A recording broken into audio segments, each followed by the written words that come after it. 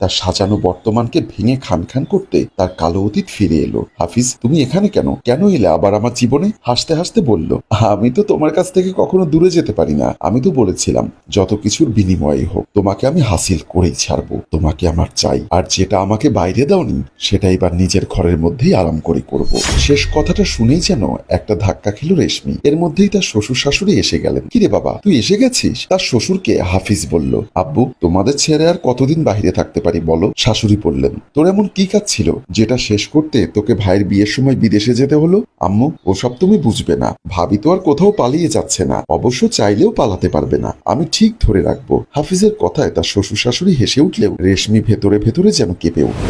সকালবেলা নিজের ঘরে বসেছিল হাফিজ। এমন সময় এক কাপ চা হাতে ঘরে প্রবেশ করলো রেশমি। তাকে দেখে খুশি হয়ে চায়ের কাপটা রেখে হাত ধরে বলল, এখন তুমি কোথায় পালাবে সুন্দরী? এতদিন আমাকে একটা কিস করতে দাওনি, আর এখন আমার যেভাবে ইচ্ছা সেভাবে তোমাকে আদর করব বলেই জবরদস্তি করতে শুরু করলো। রেশমি কোনোভাবে নিজেকে বাঁচিয়ে তাকে ধাক্কা দিয়ে ঘর থেকে বের হতে যাবে, ঠিক তখনই তার শাশুড়ি এসে গেল। কি ব্যাপার, তুমি এভাবে দৌড়াচ্ছ কেন? নিশ্চয়ই ও তোমাকে খুব জ্বালাতন করছে, তাই না? কি রে, প্রথম দিন এসেই ভাবিকে কি জ্বালাতে শুরু করে দিলি? আমার ছেলেটা খুব দুষ্টু, বলতে পারো আমার হামিদের সম্পূর্ণ বিপরীত। ও হচ্ছে শান্ত, আর এই ছেলেটা একেবারেই বদের হাড্ডি। হাফিজ একটু ন্যাকামো করে বলল, মা, তুমি এভাবে বলতে পারো না ভাবি।